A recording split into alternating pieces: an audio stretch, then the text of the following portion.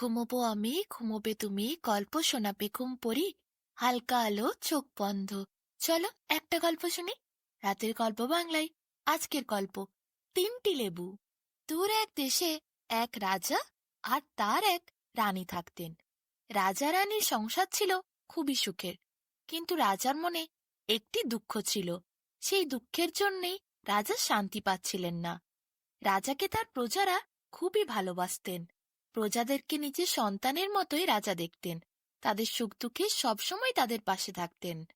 প্রজারা রাজাকে খুবই সম্মান করত। রাজার দেশে কোনো রকম অশান্তি ছিল না। রাজার দেশে সবসময় আনন্দ খুশি বিরাজ করত। রাজা ও রানী দুজনেই সুখে থাকলেও রানী ছিল অত্যন্ত অহংকারী। তার ছিল প্রচণ্ড রূপের অহংকার। তবে রানী রূপের অহংকার হওয়ার কারণও ছিল। রানী দেখতে এতটাই সুন্দর ছিল যেন দেখে মনে হতো এ কোনো মানব কন্যা নয়, স্বর্গের থেকে নেমে আসা কোনো অপ্সরা। এতটাই সুন্দর ছিল রানী দেখতে। কিন্তু রাজার মনে যে দুঃখটা ছিল সেটা হলো বিয়ের 10 বছর হয়ে যাওয়ার পরও রাজা রানীর কোনো সন্তান হচ্ছিল না। কিন্তু সেসব নিয়ে রানীর কোনো মাথা ব্যথাই ছিল না। রানী তার রূপের অহংকারেই মত্ত ছিলেন। কিন্তু রাজার মনটা খুব খারাপ লাগত। তিনি একটা সন্তান চাইতেন, কিন্তু রানীকে তিনি সেটা বুঝিয়ে উঠতে পারছিলেন না।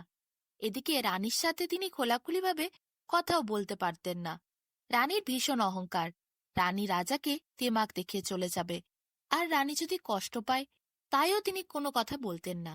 রানীর রাগ আবার রাজা সহ্য করতে পারতেন না। তিনি রানীকে বড্ড ভালোবাসতেন। দেখতে দেখতে যেমন বছরগুলো পার হচ্ছিল, রাজার মনে দুঃখটা তেমনই তীব্র হয়ে উঠছিল। রানীর সেসব নিয়ে কোনো হেলদেল নেই। রাজা খুবই দুঃখ করে বসে থাকতেন। তার কিছুই আর ভালো লাগত না। একদিন রাজা খোঁজ পেলেন এক সন্ন্যাসীর। রাজা ঠিক করলেন তিনি নিজে গিয়ে দেখা করবেন সেই সন্ন্যাসীর সাথে। অনেক শুনেছেন মন্ত্রীর মুখে সেই সন্ন্যাসী নাকি সকলের মনস্কামনা পূর্ণ করতে পারে। একদিন সকালবেলা রাজা ঘোড়া নিয়ে বেরিয়ে গেলেন সেই সন্ন্যাসীর সাথে দেখা করার জন্য। দেখতে দেখতে সেই সন্ন্যাসীর কাছে এসে তিনি পৌঁছে গেলেন। একটি ঘন জঙ্গলের মধ্যে একটি গাছ ছিল। সেই গাছের তলায় সন্ন্যাসী বসে তপস্যা করছিলেন। রাজা তার ঘোড়াটা একটা গাছের নিচে বেঁধে রাখলেন। তারপর নেমে গিয়ে সন্ন্যাসীর সামনে বসে হাত জোড় করে বললেন, হে গুরুদেব, অনেক আশা নিয়ে আপনার কাছে এসেছি। আপনি আমার মনের ইচ্ছে পূরণ করে দিন। আমার দিকে চোখ খুলে তাকিয়ে দেখুন। সন্ন্যাসী চোখ খুলে তাকাতেই রাজাকে দেখতে পেল। সে রাজাকে দেখে খুবই সন্তুষ্ট হলো মনে মনে, কারণ রাজার সম্পর্কে সে সবকিছুই চোখের দৃষ্টি দিয়ে দেখতে পেয়ে গেছিল। রাজা খুবই দয়ালু এবং সৎ মানুষ, তাই রাজার ব্যবহারে আচার আচরণে সন্ন্যাসী খুবই সন্তুষ্ট ছিল। সে রাজার সবকিছু নিজের দিব্য দৃষ্টি দিয়ে দেখতে পাচ্ছিল। রাজার সমস্যার কথাও সে জানত। সে রাজাকে 3টি লেবু দিল এবং বলল রানীকে গিয়ে বলতে এই লেবুগুলো সকালবেলা ঘুম থেকে উঠে স্নান সেরে তাড়াতাড়ি খেয়ে নিতে। এই 3টি লেবু খাওয়ার পর রানীমার কোলে 3টি কন্যা সন্তান ঘর আলো করে আসবে। তারাই তোমার রাজকন্যা হবে। রাজা খুব খুশি হলেন। সন্তান পাওয়ার আশায় রাজা সেই 3টি লেবু নিয়ে সন্ন্যাসীকে প্রণাম জানিয়ে বিদায় নিলেন। তাড়াতাড়ি রাজা রাজবাড়িতে ফিরে এলেন। পরের দিন সকালে যেই রানী স্নান টান করে ঘরের বাইরে বার হচ্ছিল, তখনই রাজা তার হাতে লেবুগুলো দিলেন আর বললেন, আগে এই লেবুগুলো খেয়ে নাও, তারপর সকালের খাবার খেও। রানী সে লেবুগুলো খেয়ে নিলেন। দেখতে দেখতে বেশ কিছু মাস কেটে গেল। তারপর রাজা খবর পেলেন রানী গর্ভবতী। তিনি সন্তানের জন্ম দিতে চলেছেন। রাজার মনে ভীষণ আনন্দ হল। রাজা বুঝতে পারলেন সন্ন্যাসীর কথা সত্য হবে। সত্যিই তার ঘর আলো করে 3 কন্যা সন্তান আসবে। রাজার মনে আর আনন্দের সীমা ছিল না। কত বছরের অপেক্ষার পর তিনি সন্তানের মুখ দেখবেন। বিশাল উৎসবের আয়োজন করলেন তিনি। কিন্তু রাজাকে সন্ন্যাসী একটি কথা বলেছিল। প্রাণী যে প্রচণ্ড রূপের অহংকারী সেটা সন্ন্যাসী জানত। তাই রাজা বলেছিল, তোমার কন্যাদেরকে অত্যন্ত দয়ালু ছোট থেকে করে মানুষ করবে। তাদের মধ্যে যেন সরলতা থাকে, দয়া থাকে, মায়া থাকে। যদি তারা রানীর মতো রূপের অহংকার করেছে তাহলে কিন্তু তাদের জন্য অভিশাপ নেমে আসবে। রাজা এই কথাটা কিন্তু মনে রেখেছিল।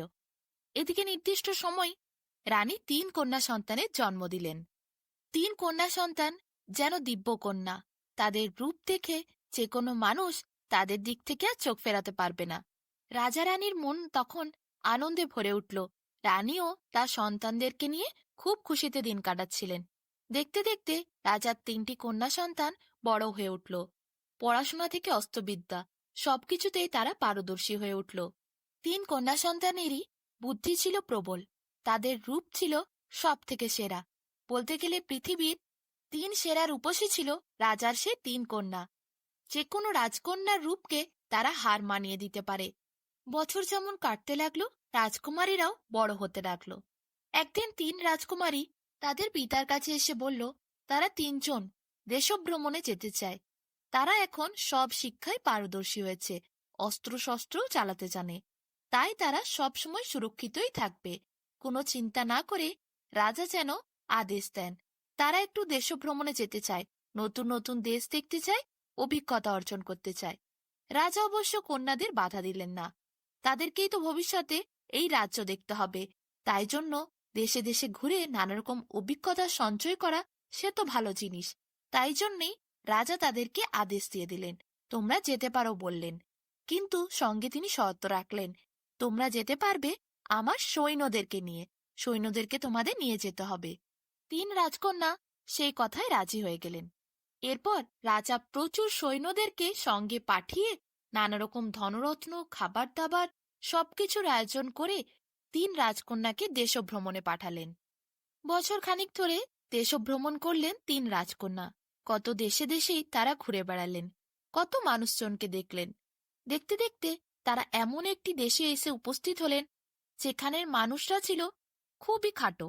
তাদের চেহারাও ছিল বিশ্রী, বড় বড় কান ছিল আর লম্বা লম্বা চুল ছিল। খাটো চেহারার ওপর গাঢ় কালো গায়ের রং। পুরুষ থেকে মহিলা সবাই একই রকম দেখতে। সেই রাজ্যে রাজকন্যারা যেই এসে পৌঁছলেন, রাজ্যের মানুষজনদেরকে দেখে তো তারা অবাক হয়ে গেলেন। কি বিশ্রী লোকজনরা, কি বিশ্রী তাদের চেহারা। রাজকুমারীদের খুব গায়ে লাগলো। এই দেশটা ভীষণ বাজে। কি করে তারা এই দেশ ছাড়বেন সেই চিন্তা করলেন। তাড়াতাড়ি তাদের সৈন্যদের আদেশ দিলেন, এই দেশ থেকে তারা বেরিয়ে যেতে চায়। এই দেশ পার হতে কত সময় লাগবে বলতে।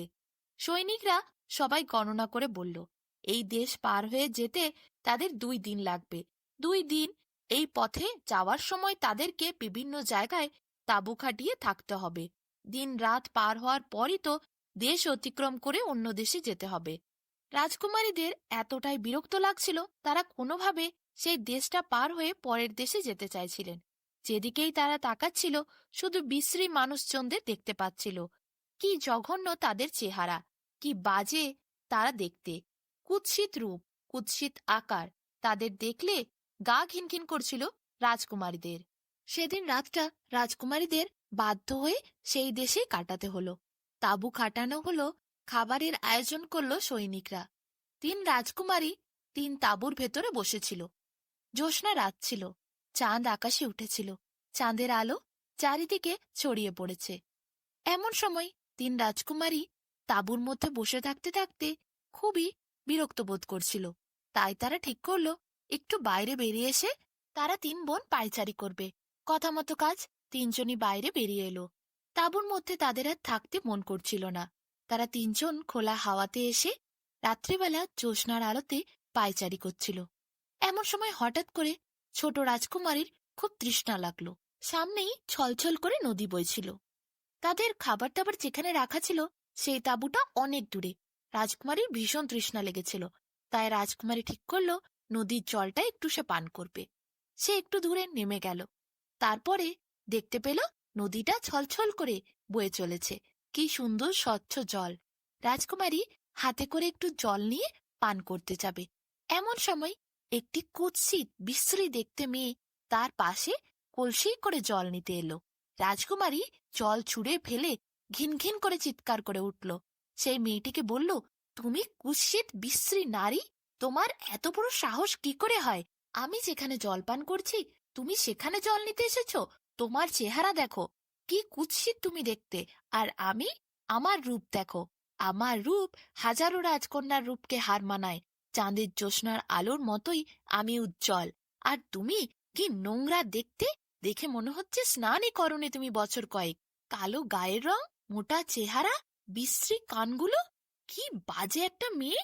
তোমার সাহস আর স্পর্ধা দেখে আমি অবাক। তুমি এসেছো আমার পাশে কলসি করে জল নিতে? মেয়েটির খুব খারাপ লাগে। মেয়েটির চোখ দিয়ে অঝোর ধারায় জল নামতে শুরু করে। মেয়েটি কাঁদতে কাঁদতে ছুটে চলে যায়। ছুটতে ছুটতে মেয়েটি একটি গাছের কাছে এসে দাঁড়িয়ে হাউ হাউ করে কাঁদতে শুরু করে। তাদের দেশে সবাই এরকম দেখতে, কিন্তু কেউ তো রূপ নিয়ে আগে কখনো তাকে খোঁটা দেয়নি।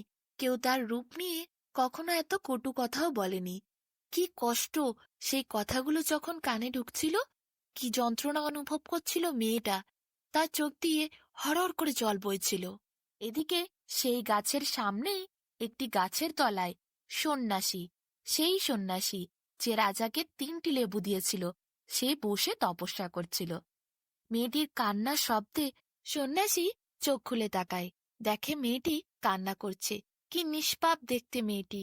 তার মুখের মধ্যে সরলতা ভরা। মেয়েটিকে সন্ন্যাসী ডাকল। কি হয়েছে রে মা, তুই এত কান্না করছিস কেন?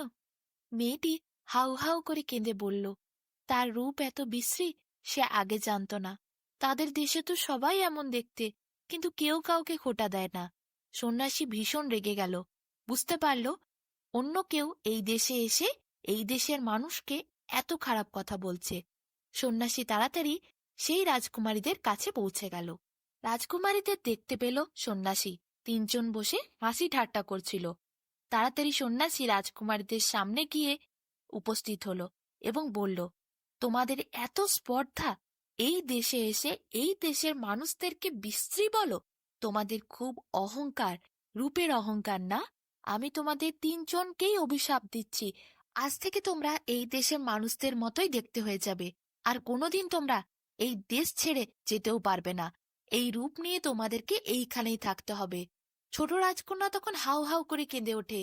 সে বড্ড বড় ভুল করে ফেলেছে। ছুটে গিয়ে সন্ন্যাসীর পায়ে পড়ে, হাউ হাউ করে সন্ন্যাসীর দিকে তাকিয়ে কাঁদতে থাকে। 2 বোনও ছুটে আসে, সন্ন্যাসীর পায়ে ধরে 3জন কান্না করতে থাকে। বলে খুব ভুল হয়ে গেছে, তারা তাদের ভুল বুঝতে পেরেছে। সন্ন্যাসী যেন এত বড় অভিশাপ তাদের না দেয়। সন্ন্যাসীর একটু মায়া হয়। সে বুঝতে পারে সেই 3টি লেবুর থেকেই এই 3 কন্যার জন্ম, যে লেবুগুলি সে রাজাকে দিয়েছিল। দিব্য দৃষ্টি দিয়ে সন্ন্যাসী সব দেখে বুঝে যায়।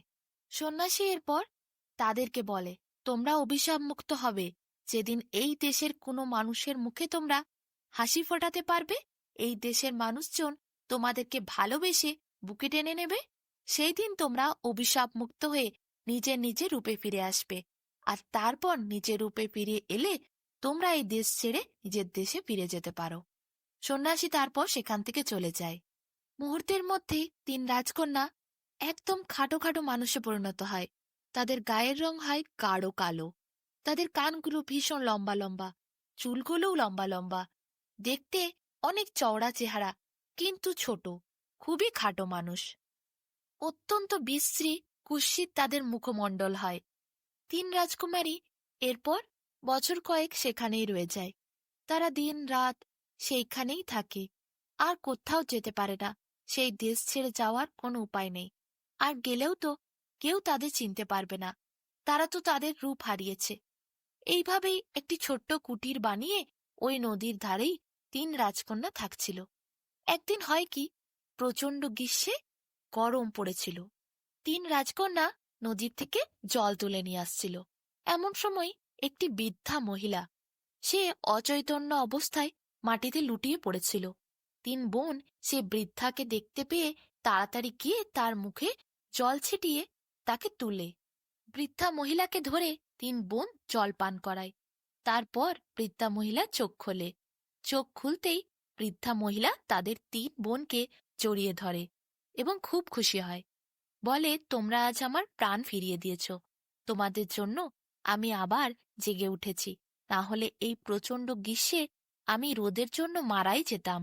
আমার প্রচণ্ড গরমের জন্য তাপে চোখ বন্ধ হয়ে এসেছিল, মাথা ঘোরাচ্ছিল, আমি লুটিয়ে পড়েছিলাম, জ্ঞানহীন হয়ে গেছিলাম। আমি তোমাদের 3জনকে আশীর্বাদ করি, তোমরা খুব সুখে থাকো, ভালো থাকো। 3 বোনের মাথায় হাত দিয়ে দিয়ে সে বৃদ্ধাটি যখন তাদেরকে আশীর্বাদ করল, মুহূর্তের মধ্যে তিন বোন আবার নিচের প্রকৃত রূপে ফিরে এলো। বৃদ্ধা দেখে তো অবাক হয়ে গেল। বৃদ্ধা ভাবছিল কিছুক্ষণ আগেই তো তারা তাদের দেশের লোকের মতোই দেখতে ছিল, হঠাৎ করে এরা অপরূপা সুন্দরী কি করে হলো? তিন রাজকন্যা তখন বৃদ্ধাকে সব খুলে বলল এবং সে সন্ন্যাসীর কথা জানালো। তারা এতদিন অভিশপ্ত ছিল, অভিশাপ পেয়েছিল তারা।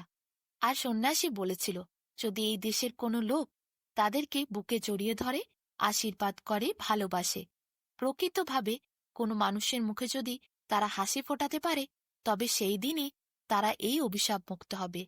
আজ বুড়িমা খুব খুশি হয়েছে। তার প্রাণ ফিরিয়ে দেওয়ার পর সে তিনজনকেই জড়িয়ে ধরেছে, বুকে টেনে নিয়েছে এবং আশীর্বাদ করেছে। তাই জন্যই তো তিন কন্যা অভিশাপ মুক্ত হয়েছে। বুড়িমাকে প্রচুর ধনরত্ন উপহারে দেয় সে তিন কন্যা। তারপর তারা সেখান থেকে বুড়িমার কাছে আশীর্বাদ নিয়ে বিদায় নেয়। তারা নিজের দেশে ফিরে আসে। সৈনিক, লোকজন সকলকে নিয়ে যখন তারা রাজদরবারের সামনে এসে উপস্থিত হয়, তিন কন্যার আসার কথা শুনে রাজা নিজে ছুটে যান দরজার কাছে। তিন কন্যাকে দেখতে পেয়ে রাজা খুবই আনন্দিত হয়, তার চোখে জল চলে আসে। রানীও ছুটতে ছুটতে দরজার কাছে ততক্ষণ পৌঁছে গেছেন। রাজা ও রানীকে দেখে তিন কন্যা এসে বাবা মাকে জড়িয়ে ধরে। কতদিন পর তার তিন কন্যাকে দেখলেন রাজা রানী। খুব খুশি হয় তারা। আবার নতুন করে উৎসব শুরু হয় রাজ্যে।